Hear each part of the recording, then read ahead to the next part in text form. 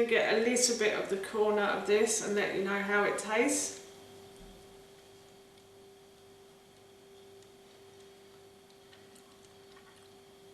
As you can imagine, there's a very orangey flavour. Hi everyone and welcome back to Googie's Kitchen, and if you are new here then hello and welcome. My name's Alexis, and in today's video I want to share with you how to make my delicious baked orange and ginger protein porridge. As I just mentioned, today I want to share with you how to make a really delicious baked orange and ginger protein porridge. So this recipe is really easy to do, and this is a great breakfast to have. It's really tasty, but it's also really simple to prepare and cook.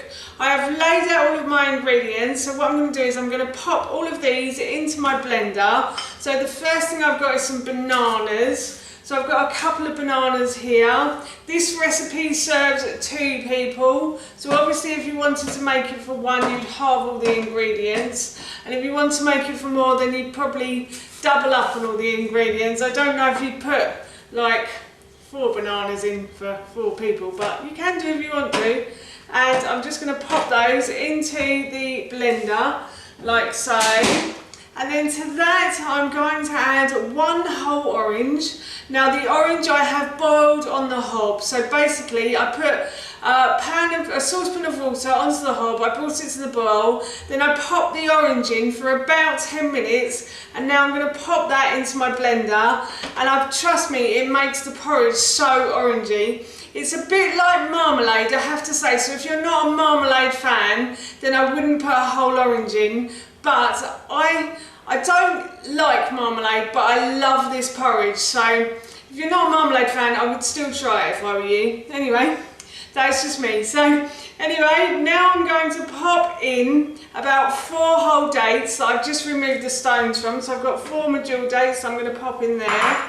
And then in this bowl here, I have about 90 grams of porridge oats. I have gluten-free porridge oats because I have a slight gluten intolerance, but you can use any type of porridge oat you like.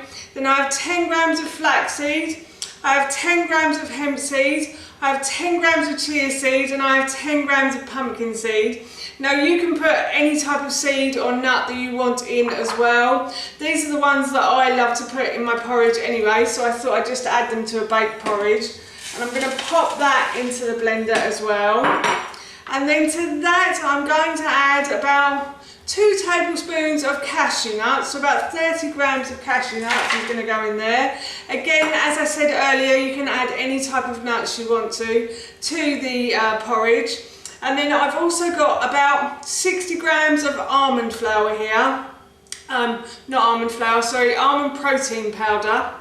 Almond protein powder I buy online. It's really cheap and it's really delicious as well. It's not like, you buy protein powder from shops and sometimes it can taste a bit grainy, but I find the almond protein one, especially when it's baked in this porridge, is really delicious, and I will leave a link for that in the description box below. This isn't an advert for that company, but they do sell protein powder quite cheaply online, and it does last me a long time as well. So I'm going to add that to the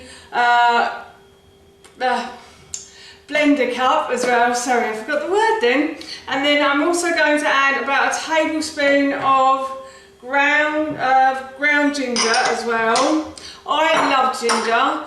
If you don't like ginger, then you don't have to add it. You could just have an baked orange protein porridge. Honestly, that would be just as delicious. I recently made an orange cake, which if I can find the recipe, I'll try to link it in the description box below, and it was really delicious as well.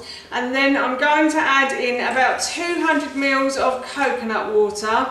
You might need more, you might need less. I would just wait and see what the consistency is like once you blend it. So now I'm going to blend all of these ingredients together. I've blended these ingredients together until they are smooth-ish. Oh, that smells really good, I have to say. And I have prepared myself a loaf tin here. You can use a muffin tray if you want to, or a loaf tin. Anything with high sides on it is really good for this recipe. So what I did was I measured out a piece of parchment paper and then I scrunched it up between my hands because that helps the porridge to cook a little better when it's in the tray. And then I added a little bit of oil to the base of the tray and around the sides as well. Then I placed the parchment paper in, and any excess oil I had left over I just brushed over the top of the parchment paper. And now I'm going to put the porridge mixture into here. So I'm just going to pour this into the base of this loaf tin like so. And while I'm doing this, I just want to say that if you have enjoyed this video today and you'd like to see more, then please don't forget to hit that subscribe button. Subscribe button. And if you have any questions or any comments you'd like to leave, then please leave those in the comments section below.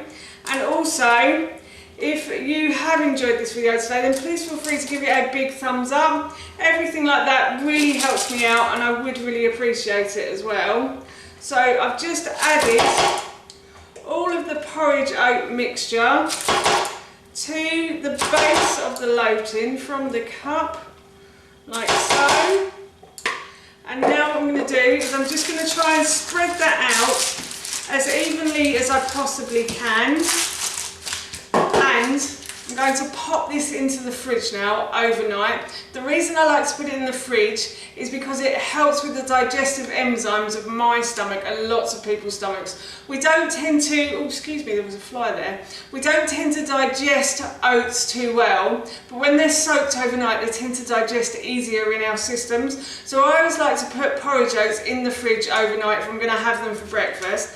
And then tomorrow morning, when I'm ready to eat this, I will preheat my oven and I will pop this in, cook it off, and then I'll try it and let you know how it tastes, but I'll show you all that tomorrow. So as I said, I'm off to pop this into the fridge overnight. It's the next day and the porridge has been in the fridge overnight. I've just preheated the oven to about 200 degrees, so I'm going to pop this into the oven now for about 25 to 30 minutes or until it goes a lovely golden brown colour. The baked porridge has cooked, it's gone a lovely golden brown colour, so I'm going to take this out of the oven, leave it to cool, and I'll try some and let you know how it tastes, but it smells really good right now.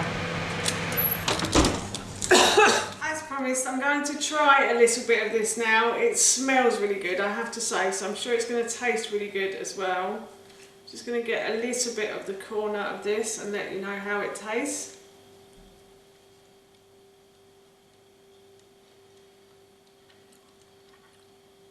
As you can imagine, there's a very orangey flavour, and it does taste slightly like marmalade, but it's not as bitter as marmalade is.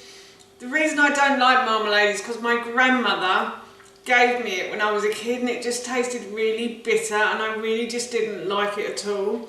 But I think that marmalade flavour is really growing on me now. So I might become friends with Paddington Bear after all.